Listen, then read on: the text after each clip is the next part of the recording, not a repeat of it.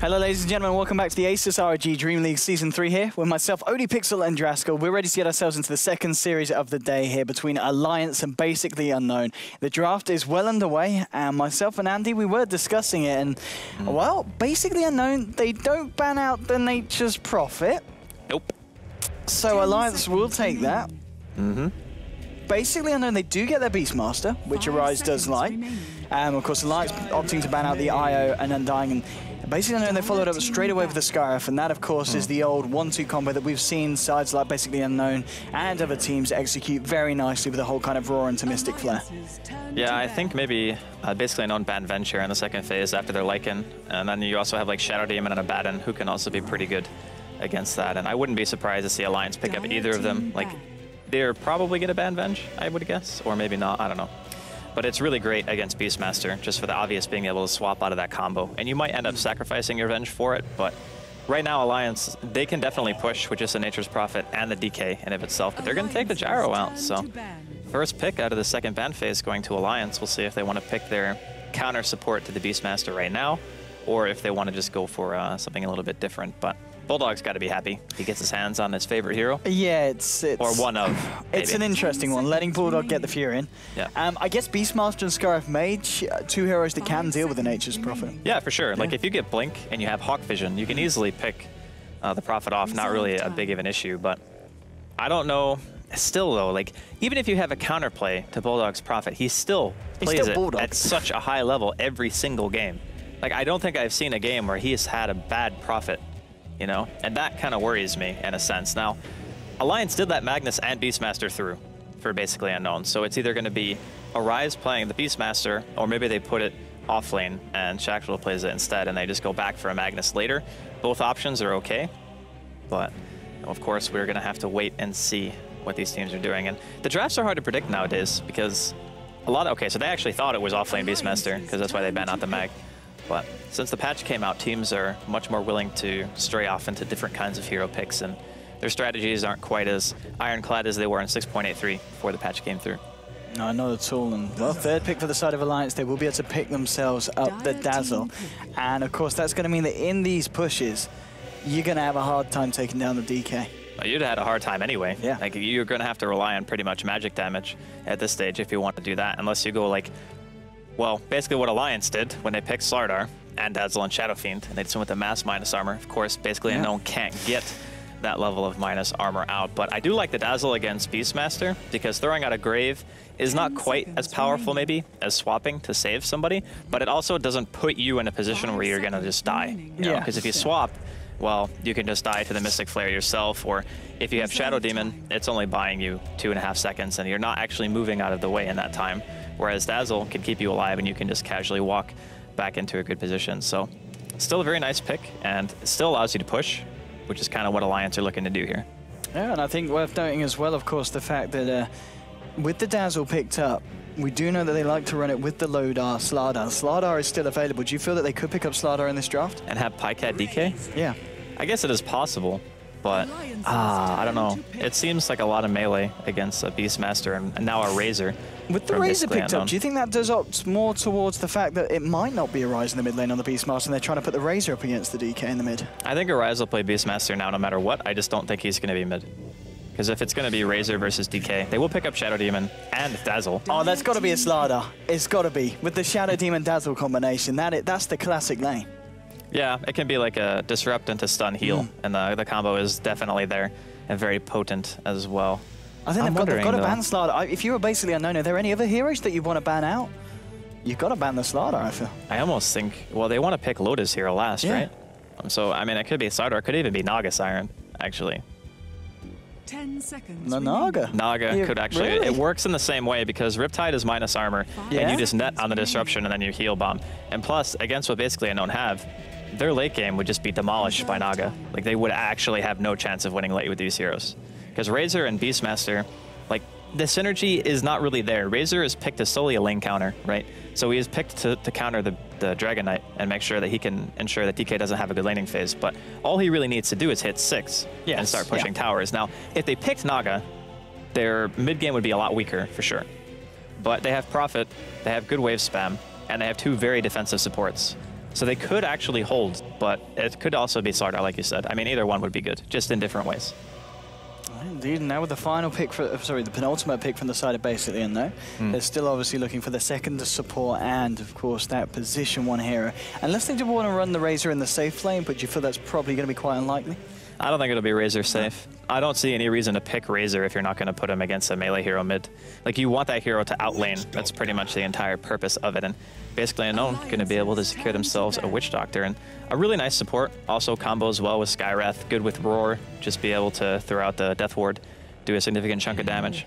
Pretty much most lineups function well. And that and Alliance banning out the PA. So they do think that it's a Razor mid. Okay, now for the final ban from basically unknown, we'll see if they're on the same wavelength as us with this Slardar potential that could be coming out from Loader here with this final ban. Another hero that we've also seen in play, yeah, they banned it. They banned the Slardar. I really think the Alliance would have wanted to go for that. Obviously, another hero that kind of fits a similar role and similar amount of action is the Loader Centaur Warrunner. Veno! But it's going to be a Veno. So, okay, farming Veno maybe? You reckon? Or the Veno in the mid lane and dodging the DK Razor matchup and putting DK in the safe with Dazzle and Shadow Demon? That could also be a very legit way to do it. Because that way, if they put Razor mid, like nothing on basically Unknown actually does well against Venomancer. You can just spam wards, and Razor kind of struggles because he can't really de-push that well. Like Plasma Field's okay, but in terms of how much mana you have to spend versus just dropping wards all the time, the Veno will be able to sustain a lot better than a Razor as the lane plays out. So yeah, definitely could be mid as well. But safe lane DK seems pretty lackluster. We'll have to find out, though. That's really the path they want to take. Although, if you did put Veno mid, a disruption is basically always a kill because it's disrupt into Gale. Ooh, so now Storm is the final pick. It is going to be Arise not on the Beastmaster and on the Razor. Okay. So definitely opting towards Arise, sticking on his role in the mid lane, picking up the Razor. Nico, of course, the position 1, so it's going to be the safe lane Storm Spirit, and it will be the Beastmaster in the off lane. And it is going to be Pike out on the Venomancer, so it will be that mid lane, and it is going to be the Loader safe lane Dragon Knight. Yeah, the mid Veno should actually do well against pretty much anything that basically Unknown can field here. And the DK in the safe lane will probably just end up working out because the two supports are so strong. Like the laning potential of a Dazzle and a Shadow Demon together is pretty potent. And even if you get a Disrupt into a Dragon Tail, it still gives you that kill potential on top. Yeah. So you're always going to have to be worried no matter what lane you send down there. Maybe they even just go aggro with a Razor, Sky, Witch Doctor, and they just decide to play against the DK and lane that way. And at least then, you're going to have a Beastmaster against Nature's Prophet, which I assume Bulldog will probably win that lane. But then your aggro tri-lane should do well, and your mid should struggle a bit, but you can just use them to gank, I guess, once you start to get to like 7 or 8. I think the Alliance's lineup is very good, though. I don't know if basically Unknown are going to be able to stand in the laning phase. That's their biggest issue right now. Yeah, I mean, there's no doubt about it at all. It is going to be a hard game for BU. Obviously, they're going to lose like 2 lanes, probably. And that's my guess. But of course, if basically Unknown are able to take this, it's going to be a pretty impressive stuff. You know, if they're able to bring down the side of Alliance here. Obviously, we've seen it happen once today, but that, of course, was from VP Polar in the second game. And VP Polar, obviously, well, understandably a very strong team. The invite to TI. Basically Unknown, unfortunately for them, they didn't even make it to the qualifiers. I'm sure they'll probably give it a shot in the open qualifiers to work their way up because, I mean, I don't know what other kind of teams will be in the open qualifiers, but basically, you know, you've got to... They're probably going to be one of the favoured ones. Yeah, and the open qualifiers for sure. The European qualifiers themselves are already going to be a total mess with all the teams that they have in there. It's maybe one of the most competitive years for the qualifiers in general for any region, except maybe NA qualifiers. Those ones are probably quite easy, actually. Oh, it's like Team Shots Tinker and then NA Dota. Well, no, it's just because there's so few American teams compared to the European scene. Yeah, there's actually just an insane amount of European teams. Well, I'm just going to have a quick pause here, so apologies for that, ladies and gentlemen, but of course we are getting ourselves into the first game of the second series. Yeah, I don't know. Something about PyCat. I think production was trying to say show PyCat. Let's have it, okay. And then they actually just said it to us instead. We're showing PyCat. Mr. Perandas Olsen Lille. I hope I pronounced that right. Probably quite not. A mouthful, that. But as we can see, most played hero is pretty good at the old sniper. Decent. I mean, do you feel we'll still see PyCat Sniper in 6.84? I'm sure we will at some point. I mean, it's a hero that he personally loves, which makes him disgusting. I mean, I love the guy. Talk to him a bunch. Yeah. But come on. He likes Sniper and Viper. It's like 2 of the most disgusting pub heroes ever in the history of Dota. Here we go. We're going to get ourselves back into the game now as G is called by Arise. We're going to get the cogs into motion here as we start up Alliance versus Basically Unknown in the first game of the 2-game series here at the ASUS ROG DreamLeague Season 3. I'm ODPixel, I'm here with Draskell, and I'll give you a lowdown on what's going on the side of the Dire today. We're going to have Stomanen on the support Witch Doctor. It's going to be Nico Baby on that safe lane Storm Spirit. Pure Evil is going to be joining the gang on that support Skyrath. Mid lane will be Arise on the Razor, and finally that's going to leave Shashlo on the solo off lane Beastmaster. What are we seeing from Alliance? And it looks like a bit of action, Andy. Yeah, this is a Boots first DK as well, and Shadow Demon. They want this first blood really bad, and I think they'll get it. Yeah, there's the disruption. Loda's going to move in nice and close there with the stun, and then the heal bomb from Ake. That's the way to get first blood. Yeah, I think Magic actually tried to stop his auto attack, but he didn't stop his illusions auto attack command. So instead of giving the first blood to Loda, he ends up taking it with the illusions. So still, first blood going the way of Alliance. And this is a very, very aggressive start here from them. 2 of their heroes starting with Boots first. Okay, and well, after a little bit of action, who have we got on what on the side of Alliance, Andy? All right, so Loda is going to be handling that DK, heading his way towards the safe lane. Pycat is going to be playing that Venomancer Magicka, handling the Shadow Demon. Going to have Ake playing Dazzle. So we see a cask thrown out here. Not really much to come of it. And finally, Bulldog on his Nature's Prophet. The battle begins. Okay, and oh, Pure Evil heading up here, but Bulldog, he's able to take himself the rune. There will be a concussive bolt thrown out. Stomanen moving in as well. Oh, this has is got Boots. a cask in a few seconds and chasing down Bulldog here. They're bringing him down to half health, but yeah, it looks like that's all they're going to be able to do here. And the Bulldog is able to get himself safely back up to the high ground. So mid lane, Pycat Veno up against Arise Razor. Who's going to come out on top here? Well, the Razor actually didn't start with Boots, but as you can see, it's just a matter of you get the link off, you steal some damage, and until the Venomancer gets a couple of levels, I think Arise will probably have a slight lead, but once he gets some wards going, gets a couple of points into the Gale, there's never going to be an opportunity for Arise to get a kill here. It'll just turn into like a farm fest, I think. And this lane on the bottom, obviously, for Shashlo Beastmaster. And we've seen the power of the tri-lane already with that quick pick-off in the jungle on Witch Doctor. You know, if Beastmaster's caught out of position, that very same fate could happen to him as well. Oh, he'll explode. Yeah. Like, there's not a chance you can live through that combo. The DK stun at level 1 is still 2.5 seconds, so tied for one of the longest disables at level 1 that you're going to be able to get. It's giving Arise a bit of a rundown here. I mean, the poison tick damage on top of the Gale, you got to be careful. Yeah, and they did make Gale at level 1 lethal damage because before it didn't actually tick at all. It just did 0 damage, but now it does 10. So you need to be very aware that you can just die to that damage now. Bottom lane, Ake just trading hits here with Shashlo. Looking at the offlaner for the side of Alliance, obviously it is Bulldog on his signature Nature's Prophet. I mean, I would talk about whether it's going to be a nice or not lane for him, but I kind of feel that he can deal with any kind of situation now. Mid lane, Arise trying to go in onto Pycat, but the slow is there. And Pycat trying to turn around, looking for the poison damage, but of course Arise, he's stolen more, and he'll actually find the kill there. Arise bringing down Pycat, both getting very, very low, but Arise just coming out on top there. I think he wanted to try to get the kill with poison, as we're going to see disruption here. Here's your heal bomb. It brings Shashlo low. They're going to try and chase him up to the high ground. He's going to have to run back towards the mid lane. He will get himself out there. Yeah, it was close. Almost getting the kill there. And unfortunately, the Pycat ends up dropping in the middle lane. But like I said, the higher level he gets, the harder it's going to be for the Razor. And plus, a core position Veno, I think people maybe have forgotten how much damage that hero can actually do during the mid game. Like, just getting a good Poison Nova off during the team fight can just annihilate a lineup, especially one that's going to be trying to group up and try to make things happen with their pushing potential with the Beastmaster, of course. And I mean, their push isn't maybe amazing, but they are going to want to fight. Indeed, so far, both safe laners getting an even amount of farm here, as Dragon Knight on 11 for 3 and the Storm Spirit on 11 for 7. So this safe lane Storm Spirit, in terms of item potential, do you feel when you put in this position, you're more than likely going to rush for the Bloodstone? Well, I guess Bloodstone would be the safer choice, just to kind of delay the game out and farm, because late game Storm against Alliance, like the Storm is a great counter pick to the Fury and just being able to always stop the Rat. And then Bloodstone on top of that means that you're very unlikely to get bursted down at any point. And the only person who's going to make an item to really deal with you is going to be the Fury in anyway. So you deal with the hero who's supposed to deal with you, unless Loda goes for a Shadow Blade, and then it might be a bit concerning. But overall, I do think that late game, basically, no one might have a good shot at winning it. Okay, indeed. And in the mid lane, obviously we've seen a lot of aggression in terms of both heroes. CS fairly even. 10 for 7, 9 for 2, so Arise with a slight edge with that increased amount of denying going on. Yeah, he's getting some nice links off as well. Like, he's always getting at least like 30 plus damage every single time.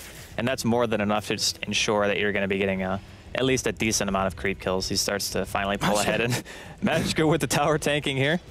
Top lane as well, Bulldog gets picked off. Yeah, Magicka just, takes a lot of damage there. But indeed, as you said, top lane, the tri lane, they must have gone in, and they did bring down Nature's Prophet. Yeah, nice pick off, being able to kill the Bulldog before he starts getting to a point where he's just too much to deal with. A nice rune slice there from Stomanen. He gets scaled, though.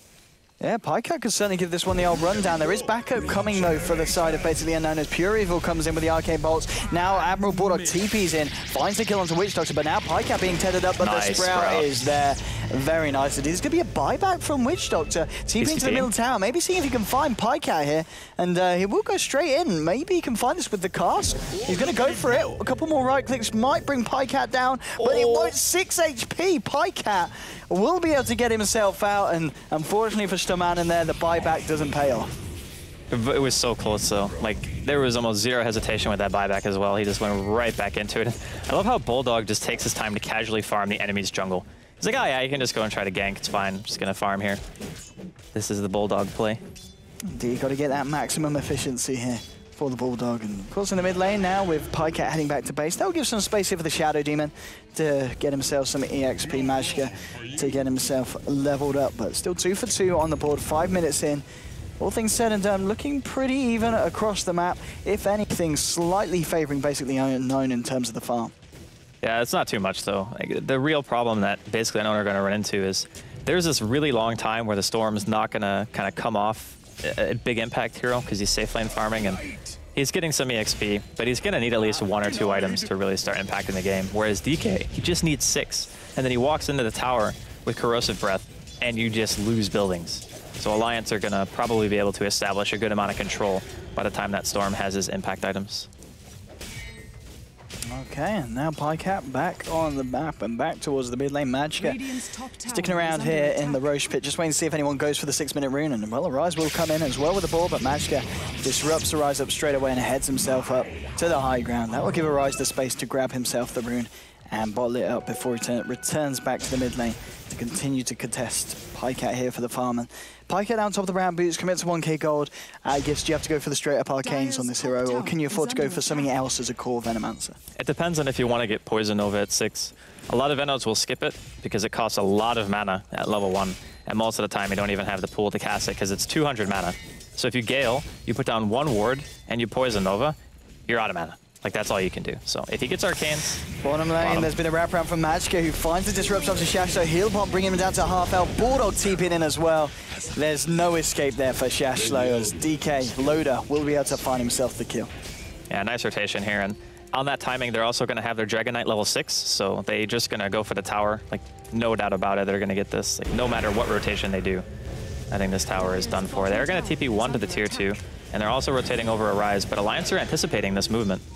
Yeah, Magicka on the sidelines, Arise coming in. Magicka will back up.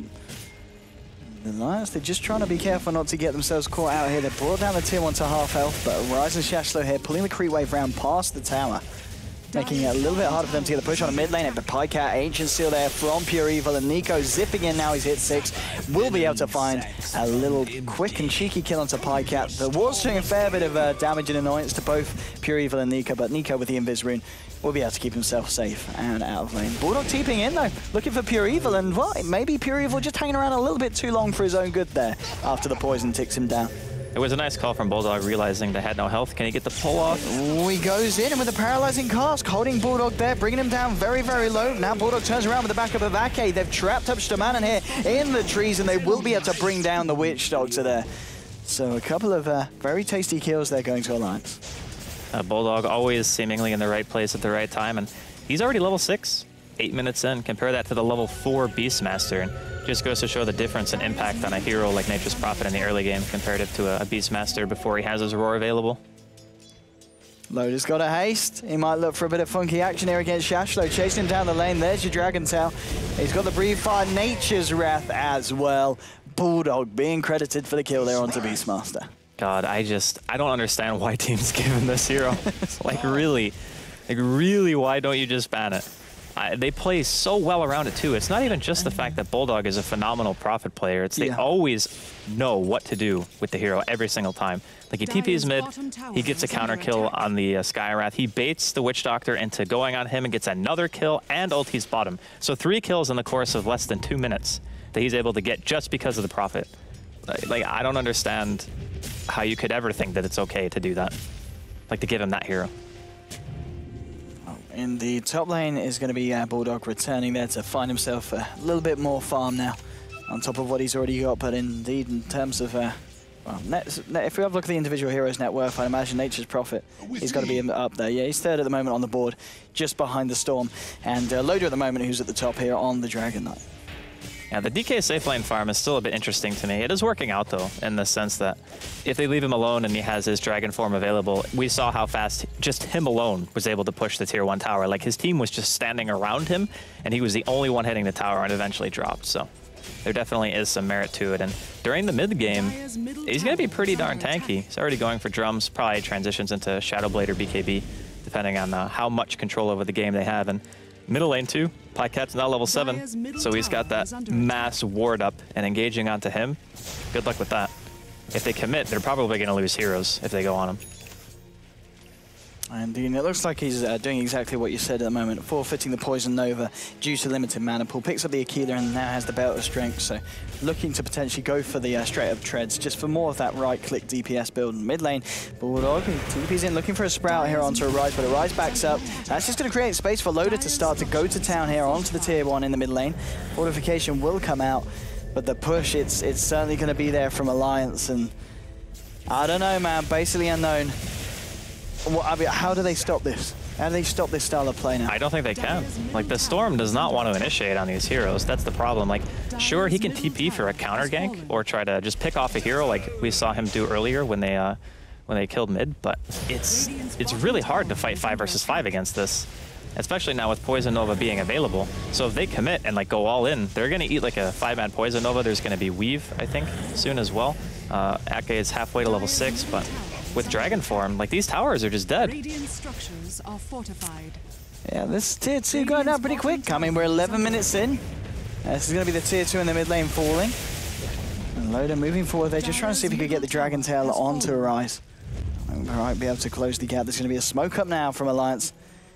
Potentially thinking about heading into the Roche pit, or maybe seeing if they can get a kill on the bottom lane. It looks like a fake back. They're just going to loop around and see if they can catch anyone going, but doesn't look like this is going to be a hard kill. No, they're not quite able to find the disruption. And I mean, well, they do lose the bottom tower there. Nico on the Storm Spirit able to claim himself there. And they get something out of that engagement, and Nico does look like he's opting for the Bloodstone, so I think that basically Unknown, they do have the potential to fight, but I think what is more likely to happen is they'll try to draw out the game until Nico has like his Bloodstone Orchid, and you're going to start seeing the Storm kind of come into play. But it's really hard to play the Beastmaster around this lineup because you want to use the Beastmaster to pick, ideally, but they're not really being given the opportunity, and Alliance are going to have a tendency to stick together just to be able to, on Dragon Knight's ulti, just push buildings like every single time it's up, and it's less than a 2-minute cooldown. So every time it's available, they can just walk into a tower as 5 or pick off one hero, and almost guarantees they're going to be able to get something. And he actually got the tower last hit with trees. Like, come on. Like, really? I know they hit harder now. They hit for 28 damage, okay? It's a bit harder to deny, but still. Like, compare Bulldog, level 8, he's like halfway to Orchid, and this Beastmaster who's level 6 and has like a belt of giant strength. Like, the difference and overall game impact is too massive between the offlaners. Well, we're going to see basically Unknown here try and take another tower for themselves. Coming in on the top lane with the push. Nature's Wrath flies through, does bring them fairly low, but Nico bottoms himself up and will be back up to top health. There's going to be Alliance going for Roshan now. Loader, Magicka, Ake and Bulldog join forces. And with Pycat just scouting it out here on the high ground. Doesn't look like basically Unknown are going to head over here. They're going to look to just commit and find the tier 1, which they will do. As Shashler's able to pick that one up on the Beastmaster. But this is going to be Roshan going the way of Alliance, and I mean, after this, with the creep wave momentum on the bottom lane, they could very well look to take another tier 2 at just 13 minutes into the game. Yeah, I think they just go straight to 2 tower. I think basically no one will be able to TP back though, so I don't know if they look to defend. They're not going to be able to get their own offlane tower, but here we go. Nico going in onto Pycat. Pycat will be able to get the supernova off onto Nico. They do manage to bring down the Pycat Venom here with the Death Ward, but both Nico and Stamani getting so low. Nice. He will get denied just in time by Arise, but Beastmaster actually falls as well on the top lane, as there was a TP into the lane from both Bulldog and Loader. 2 heroes down on the side of the Dire, and all things said and done, things not looking too great for basically in there. It's like we mentioned too, when you commit to Pycat, you're going to lose a hero, like every single time. Poison Nova with the Sting and the Gale on top of that just does a little bit too much damage, and when he gets mech finished, the Death Ball is going to be even stronger. I really don't know if basically Unknown are going to be able to hold it long enough. Like, they need to delay the game somehow. They need to try to smoke up and find a pick. Hopefully Arise doesn't just die right now. Yeah, Nature's Wrath, and in comes Bulldog. Arise might be able to bring down Magicka on the back of it, but the defensive disruption, Magicka just baiting it all out, will be able to TP himself back to base as well. And I think you got to ban the Nature's Prophet. I really, really, really think you always need to ban that hero. Like, look at how much of a difference the game is just because Bulldog is involved in 7 kills right now. They might lose Pycat here, as basically, you know, going into the Radiant jungle, they will be able to pick off the Venomancer. It's good that Nico's getting the kills. Like, he is the one, I think, who is maybe most important in terms of being able to just like, all right, well, I got Bloodstone now, I can continue my farm, or I can try to fight. Because it's still going to be hard for Alliance to kill him. Like, they don't have really insane burst damage. It's just when they get together as 5 and start sieging, it's very hard to engage that. Like, that's the part that makes their team very strong. And Orchid now pretty much going to be done on Bulldog, and this is like 15-minute Orchid. This is insane. On top of treads. An offlaner with a 15-minute Orchid, and the Beastmaster who's not even at book 1. Top lane as well. And Z straight onto Arise with the Dragon Tail, Magicka, AK, and Bulldog. They're all here. Razor will go down. He's going to be down for 45 seconds. No buyback available for Arise. And now the push just begins onto the another tier 2. And I would even go as far as to say this is almost an outdraft. Because if you think about it, during the draft, we saw the DK and the Fury and like immediately. So what's the first thing that comes to your mind when you see just 2 heroes? We're going to get pushed. Razor sucks against 5-man push teams. He is terrible. So they only picked that hero in a lane counter sense. So when you have a hero that's picked just to counter a lane, and you don't even get the lane that you want, and the enemy team last picks a hero who adds to the push that you don't necessarily beat that hard in lane, like, how are they supposed to stop this Death Ball? I mean, I don't know if it's a huge outdraft, but I do think that Alliance's lineup is better. Okay, disruption and Soul Catch onto Shashlo. There's your Dragon Tail and your Gale flying through as well. That's your Beastmaster down. Tier 3 now at less than half health. Nico, Arise, and Pure Evil, they're left to defend the high ground here. But the push continues from Loader, as the tower does indeed tick down. And I mean, well, Razor's nearly got his 4-staff complete. I don't, like, they need like a mech or something. Like, they need something to be able to fight into the Poison Nova. Because what happens if Alliance, they get another Roshan, they set up with wards, right? And they're sieging your base with DK in his ult form. You don't have a way of fighting without losing heroes. Like, you can't fight into almost level 2 Poison Nova with a mech Venomancer as well on Pycat. And Dazzle also having heal. Like, they have good sustain because they have Arcane Boots on the Dazzle. They have a lot of healing between the mech and the Shadow Wave.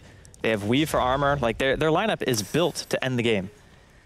They're going to smoke up here inside the base. It catches Shashlo, Pure Evil, and Stamana as they head out as a 3-man down this bottom lane, maybe in towards the Radiant jungle, see if they can find anyone. But at the moment, Alliance, AK, Pycat, Magicka, and Loader, they're all on the top lane. It's only Bulldog who's back there at the bottom. Now Bulldog joins the force at the top, so this smoke from basically Unknown, it's not going to achieve anything for them.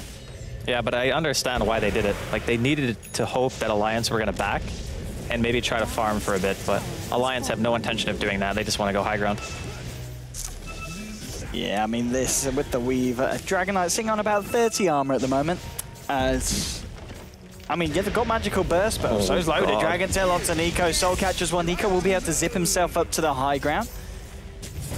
Gets himself back in with the rest of the gang. Drums are popped by the side of Alliance as they take the range racks. Now they turn their attentions to the melee racks. Nico zipping in, zipping out, shaking it all about. Shashlo with the Primal Roar onto Loader. Arise doing a fair bit of damage. Paralyzing cast will bounce between Bulldog and Loader. Arise trying to go in. Deathwall gets thrown down as well. Pycat gets the poison over onto Arise, but Arise, yeah, he's going to go down from that. The Deathwall wasn't able to bring anyone down on the side of Alliance, just kind of forced them back from the base, but it was only prolonging the inevitable. The melee racks will go down now as well on the top lane, and with the tier 2 down in the mid, Alliance can just rotate and look for more. Nico, he's standing there, but the Orc is going to be there. Loader looks for the Dragon Tail, will lose the ultimate, but the Gale connects.